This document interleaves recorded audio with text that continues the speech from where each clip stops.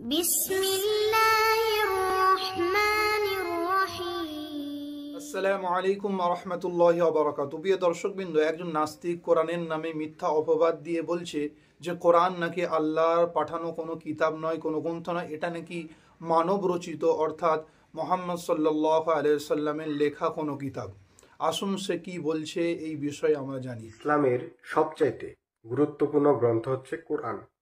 আর এই কোরআন যে মানব রচিত মিথ্যা বানোয়াট একটি গ্রন্থ, এটা প্রমাণ করতে খুব বেশি সময়ের প্রয়োজন হয় না। 5 থেকে 10 মিনিটের আলোচনাই যথেষ্ট। এই নাস্তিক বলছে নাকি এটা মানব রচিত কিতাব এই জন্য কেননা এর মধ্যে তার মতে ভুল রয়েছে এবং কোরআনের নামে মিথ্যাচার করেছে, যেই মিথ্যাচারের জবাব আমরা এই ভিডিওতে দেব ইনশাআল্লাহ। সর্বপ্রথম তার প্রথম মিথ্যাচার সম্পর্কে শুনবো, তারপরে আমরা জবাব দেব। সূরা হিজর আয়াত 26, সেখানে আল্লাহ দাবি করছে যে মানুষকে তৈরি করা হয়েছে মাটি থেকে। ঠিক আছে, এটাও একটি বৈজ্ঞানিক ভুল কথা। আধুনিক চিকিৎসা বিজ্ঞান কখনোই মানুষের শরীরে, হিউম্যান বডির শরীরে মাটির অস্তিত্ব খুঁজে পায় না।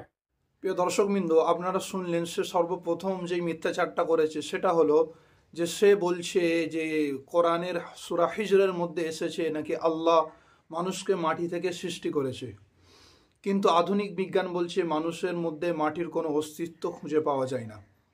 আমি এই মূর্খকে বলবো যে কোরআনটাকে পরিপূর্ণভাবে ভালোভাবে পাঠ করতে, আগে জানতে। এই বিষয়ে অনেক নাস্তিক আগেও প্রশ্ন করেছে এবং আমাদের ইসলামী স্কলাররা, ইসলামী জ্ঞানীরা তারা এর জবাব আগেও দিয়েছে। তারপরেও আমি আরেকবার দিয়ে দিই। কোরআনের সূরা মুমিনুনের মধ্যে আল্লাহ রাব্বুল আলামিন বলেন 12 নম্বর আয়াতে, ওয়ালাকাদ খালাকনাল ইনসানা মিন সুলালাতিন মিন তিন, অর্থাৎ নিশ্চয়ই আমি মানুষকে সৃষ্টি করেছি মাটির উপাদান থেকে, মাটির নির্যাস থেকে।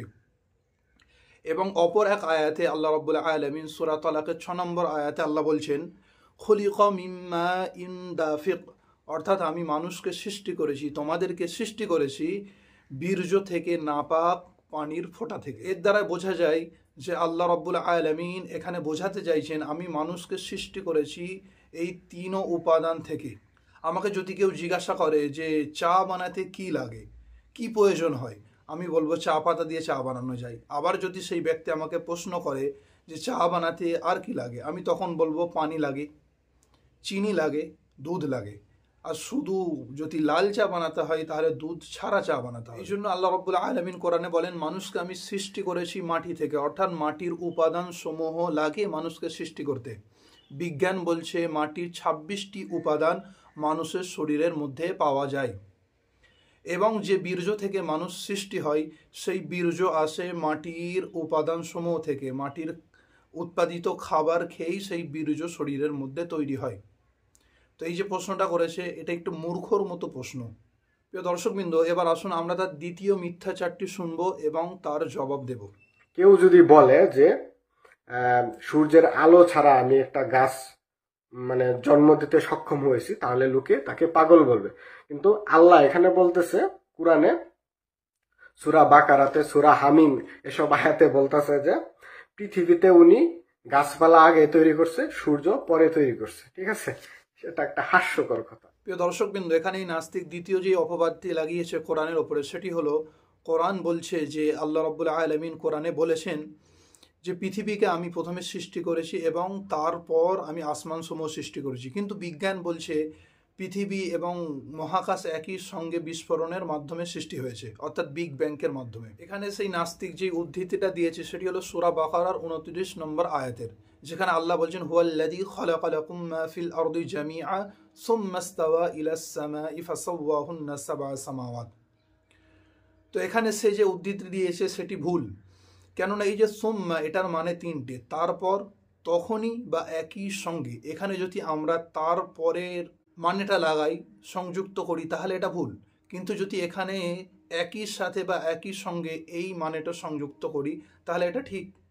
তাহলে এটা দাঁড়াবে যে আল্লাহ রাব্বুল আলামিন প্রথমে পৃথিবী সৃষ্টি করলেন, জমিনের সৃষ্টি করলেন এবং একই সাথে আসমান সমূহ সৃষ্টি করলেন। বিগ ব্যাং থিওরি একই কথা বলছে এবং কোরআনের অপর দুটি আয়াতের মধ্যে একই কথা উল্লেখ রয়েছে। সূরা আম্বিয়া 30 নম্বর আয়াতে আল্লাহ বলেন, আওয়ালাম ইয়ারাল্লাযীনা কাফারু আন্নাস সামাওয়াতি ওয়াল আরদা কানাতা রাতকান ফাফাতাকনাহুমা। অর্থাৎ যারা কুফরি করে তারা কি দেখে না আসমান সমূহ ও জমিন মিশে ছিল ওতপ্রোতভাবে, অতঃপর আমি তাদেরকে আলাদা করেছি এবং তাদেরকে আমি পানি থেকে সৃষ্টি করেছি। এবং সূরা হামিম সিজদার 11 নম্বর আয়াত থেকে আমরা জানতে পারি আল্লাহ রাব্বুল আলামিন আসমান ও জমিনকে নির্দেশ করেছিলেন, তোমরা এসো উভয়েই ইচ্ছাই বা অনিচ্ছাই। এ দ্বারা বোঝা যায় যে কোরআন বিগ ব্যাং থিওরির বিপক্ষে কথা বলে না, পক্ষে কথা বলে। কোরআন যেটা বলেছে সেটা 1400 বছর আগে যেটা প্রমাণ করেছে বিজ্ঞান, এখন এসে সেটা প্রমাণ করেছে।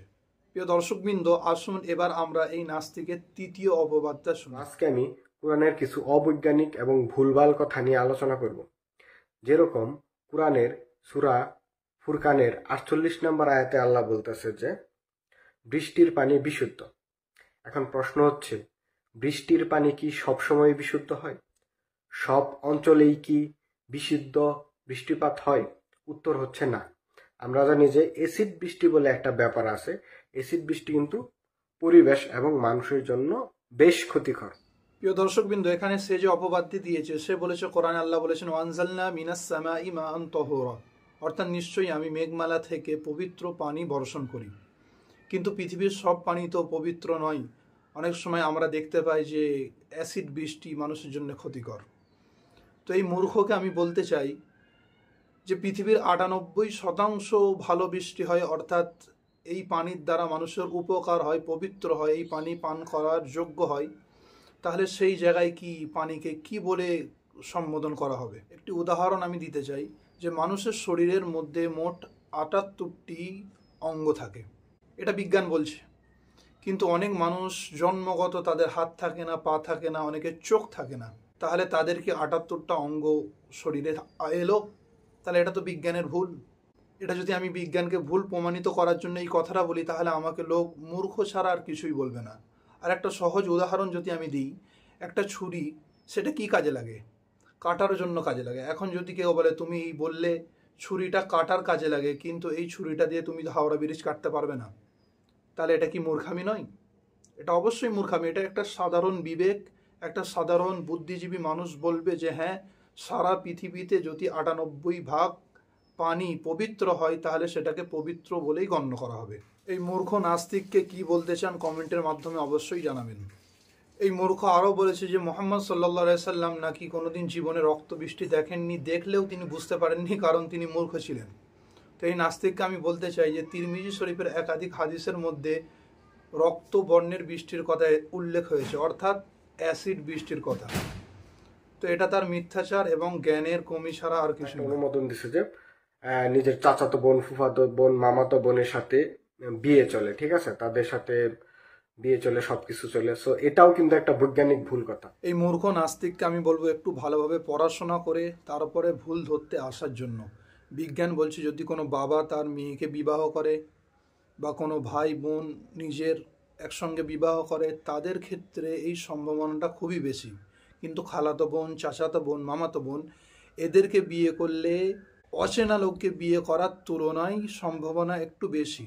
কিন্তু এমনটা নয় যে অচেনা মানুষকে বিবাহ করলে এই সম্ভাবনা নেই, সেটাতেও আছে।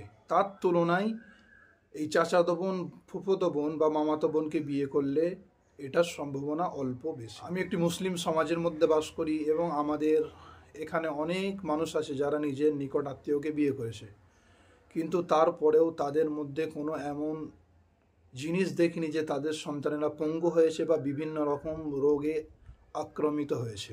কিন্তু অনেক মানুষকে এমন দেখেছি যারা নিকট আত্মীয়কে বিয়ে করেনি, কি বাইরের লোককে বিয়ে করেছে, দূরের লোককে বিয়ে করেছে, তারপরেও তাদের মধ্যে অনেক মানুষের সন্তানের মধ্যে এমন রোগ দেখা গেছে। প্রিয় দর্শকবৃন্দ, আশা করি আমার এই ভিডিওটি ভালো লেগেছে। যদি ভালো লেগে থাকে আমাদের ভিডিওতে লাইক দিয়ে আমাদের চ্যানেলটিকে সাবস্ক্রাইব করে আমাদের পাশে থাকুন। আসসালামু আলাইকুম ওয়া রাহমাতুল্লাহি ওয়া বারাকাতুহু।